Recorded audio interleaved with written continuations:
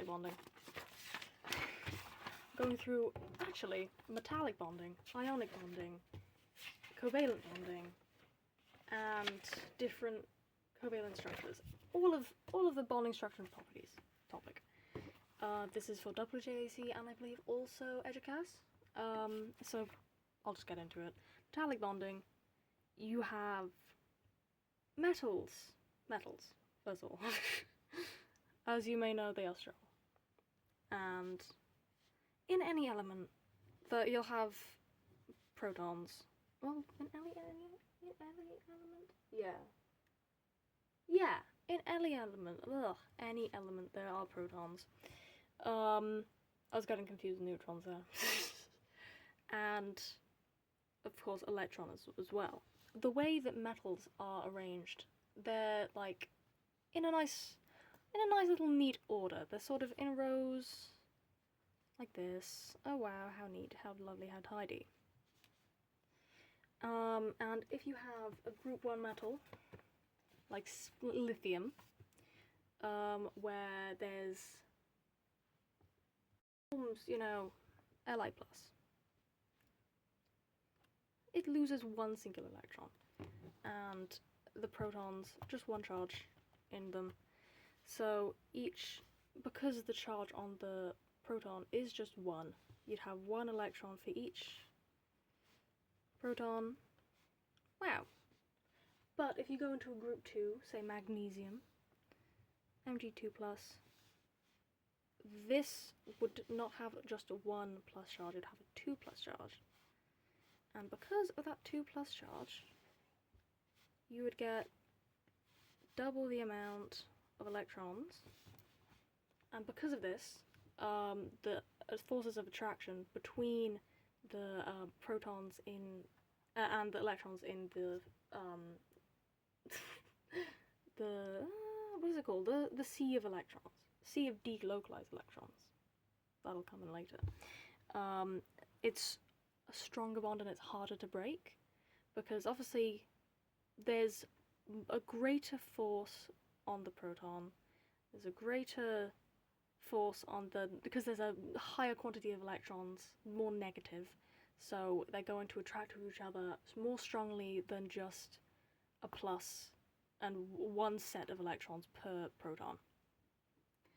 And because the electrons are delocalized, they can move around. They're not in fixed points.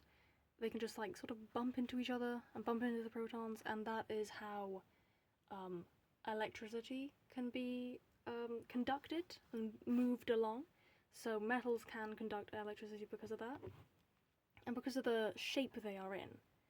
Instead of if you hit it with anything, the layers just slide over each other. Like say layers of paper. Like in this book, if I do that, the paper just moves. It doesn't shatter or anything like that. It just, the layers slide over each other because they're in a nice neat arrangement. And therefore, it is malleable, which means it can just be whacked into shape with a hammer. And ductile, which means, you know, you can pull it into like a wire. If you stretch it, it doesn't just immediately break. And yeah, there's also high melting and boiling points because the opposite forces of the opposite charges attract to each other, so it's very strong. And obviously, with an increase in number of electrons in the sea of electrons and the charge on the proton, the forces of attraction become greater, and then it's like harder to break the bonds. So it needs more heat energy to break the bonds.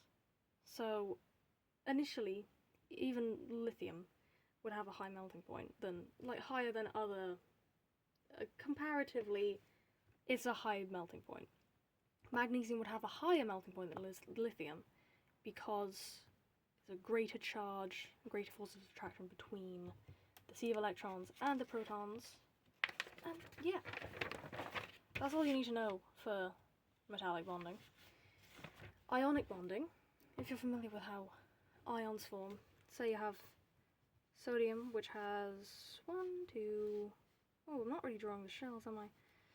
3, 4, 5, 6, 7, 8, 9, 10,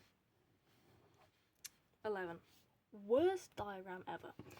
And you have chlorine. Let's draw this a bit neater this time, shall we? Which has 1, 2, 3, 4, 5, 6, 7, 8, 9, 10, 11, 12, 13, 14, 15, 16, 17. All elements want a full outer shell of electrons. And the only thing stopping sodium from having that is this little extra electron. So the easiest way to have a full outer shell is just to get rid of that electron. The easiest way for the chlorine to do that is to gain an electron, because it's missing one. So sodium gives its electron to the chlorine, and that forms Na plus and Cl minus. If you were to draw this, I believe you would want to draw the shells of things. Let me actually do a proper diagram. You have the dots, but then you put a cross to represent the electron that's been donated, and then I think you don't need to do anything fancy for the sodium, but with this, I think you just put an extra little. Yeah, I think within these brackets you would do that little diagram. Oh, you can see. I don't believe you have to show the shells in this, but just in case, do that. And then you would show the shells of the chlorine, but make sure that the donated electron is different. And then you obviously put the symbols outside of the square brackets. So that's wrong. we move on from that. So, because you're forming, oppositely charged ions, this being, because it's a positive, it's a cation, and because this is a negative, it is an anion. The way I remember this, cats are nice. If you don't like cats, then it doesn't really apply to you, but I think that cats are nice. Cats are cute. Positive. It's a positive thing. I associate that word with onions. Onions are smelly. Onions are bad. I dislike onions. They're stinky. So that's the way I remember it. And because they have opposite charges, that is why they attract together and form a giant ionic crystal lattice. It's big, it's ionic because there's ions in it, and it is a crystal lattice because it's crystal and it's a lattice. Usually the anions are bigger than the cations within these diagrams, so if they ask you to draw it, I don't think they will, but if they do, anions larger. Anions are larger. These ionic bonds are quite strong because, oppositely charged things attract, so more heat energy is required to break them. When it is a solid, these can't move. They're stuck in place, so there's not exactly any way it could conduct electricity, but if it is dissolved within a liquid, and therefore aqueous, or if it's a liquid itself and molten, then the ions are free to move and transfer electricity. So it's selectively, I was going to say selectively permeable, that's biology. It's only conductive if it's in a liquid form or dissolved within a liquid.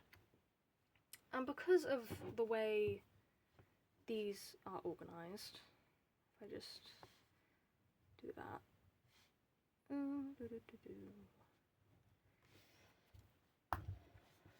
In this little crystal lattice, not the best diagram ever, but I'm not drawing anything complicated. If you apply too much pressure, then this top row, let's say, would move along. And if you do that, that wouldn't go very well, because, you have, oh, I've drawn the wrong thing. You have the bottom row here. If the top row moves along one, the chlorine moves from here to here, so it's next to, and the sodium moves from here to here. So then you have ions of like charges next to each other. And if it's of like charges, then they repel. So that means that the crystal lattice just shatters, because ions of like charges make contact, and the crystal fractures because it doesn't want to be near those things. It might as well break and get away from them because they hate them. And because there are oppositely charged ions within the crystal lattice, if you look at the water molecule, okay, H2O, what is hydrogen, but not positive? Oxygen is negative. I am using A-level symbols. Ignore the delta. But, you know, there's positive parts and negative parts to the water molecule, which means that the positive and negative parts of this, they will attract each other. So, yeah. A polar molecule, you would call this. Different charges within it. Another molecule with different charges within it. Like dissolves like. Which means that, you know, the ionic bonds are broken and it can dissolve within the water. Which is why we mentioned that if it's dissolved in anything, it can conduct electricity. A bit silly if we said that and it can't even dissolve in water. But yeah. Oppositely charged ions interact with the water molecules and ionic bonds are broken. Now, covalent bonding. Non-metal atoms are sharing electrons. So if what should I choose as an example for this? Oh, wow, they give me examples. Oh yeah, water. Water is a good example, actually. So you have your oxygen, you have your hydrogen, have your hydrogen. That is the shape of a water molecule. It is bent. And you have two lone pairs of electrons here from the oxygen, and then two sharing pairs by here. Hydrogen is sharing one electron with the oxygen. Oxygen is sharing two electrons with two different hydrogens. That is a covalent bond. If there is a definition, I don't know if you need a definition. You do need to know the definition. It's a covalent bond is defined as the sharing of a pair of electrons between non-metal atoms.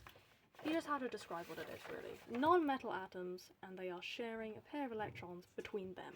And that is what a covalent bond is. Now there's different types of covalent structures. There's simple covalent, which have low melting and boiling points. An example of a simple covalent structure in this book, however, I cannot see what this is. But basically, simple covalent bonds, simple covalent structures between, I'll just draw circles as molecules, shall we?